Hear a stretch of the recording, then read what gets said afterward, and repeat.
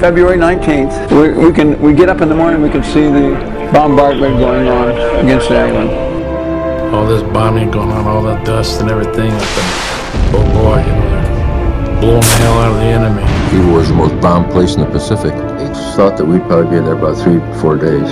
Be done. Nobody talked down the hole. We were waiting to go. So they say, Marines, report to your debarkation station. Boom sergeant just said, this is it, let's go. Leg over the rail and started climbing down. An 18-year-old doesn't think too far ahead. You know you're going into action, and I wasn't really scared. The Lord is my shepherd, I shall not want. He maketh me lie down in green pastures. He leadeth me beside the still waters. He restoreth my soul. He leadeth me in the path of righteousness for his name's sake. Yea, though I walk through the valley of the shadow of death, I will fear no evil, for thou art with me.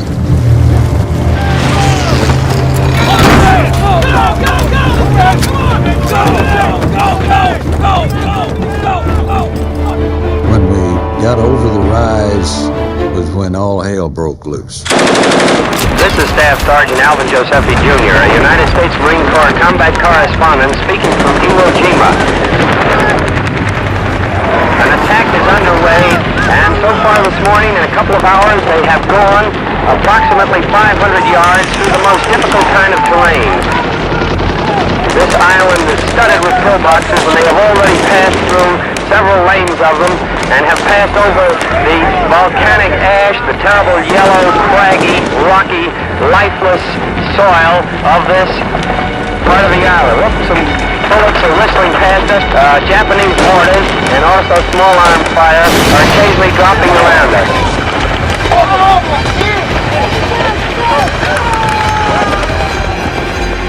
I have just returned from a breathtaking observation trip over the bitter battlefield at Iwo Jima in the Volcano Islands. And I can assure you that the fighting there is fierce and bloody. Somehow the battle for Iwo epitomizes the whole Pacific War.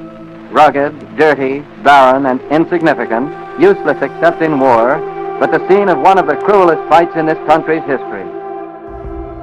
After the first day of battle, we all had in our minds it was not going to be a 5-day battle, it was going to be much longer. 252 men. We lost about 100 of us survived the first day. Bombs away! See right in the rear, hands clear! Breach closed! 101, position prime! Right, stand by! Mark!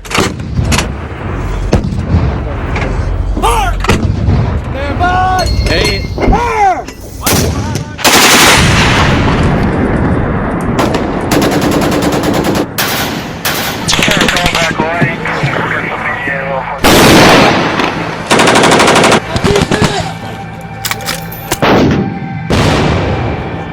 We were drawing enemy fire from the part of Mount Suribachi.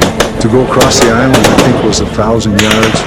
We were 3 days going across that 1,000 yards. It was just a miserable, slow process. Every day was worse.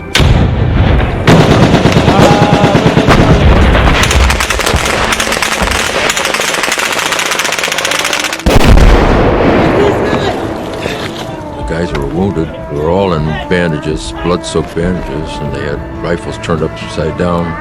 It's a shock that you're going to see many times.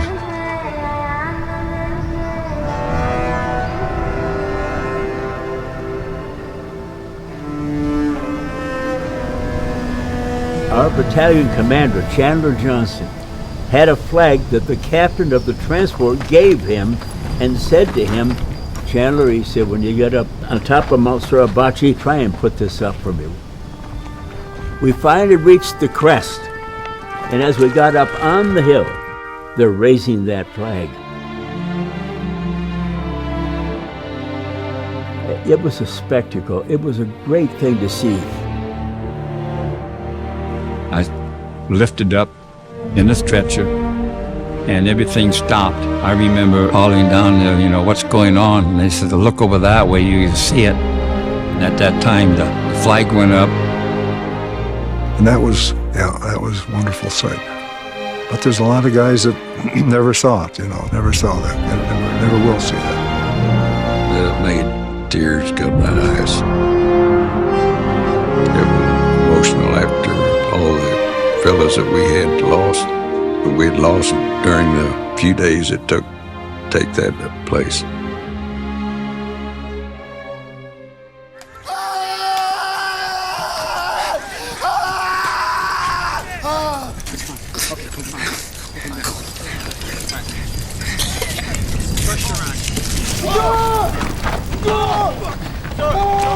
Hold that down. I need a med back now. All right. I need pressure on this wound. My right side. Pressure. Yeah. Okay. Oh my God, my liver. I got him. I got him. I got him. I got him. You'll be okay. I got him. All right, let's get him out of here. Let's get him out of here. Guys, come on. Help stop him. It's okay. It's okay, Jess. Let's get him out of here. Take it easy. Not gonna die. Don't look at it. How's it look?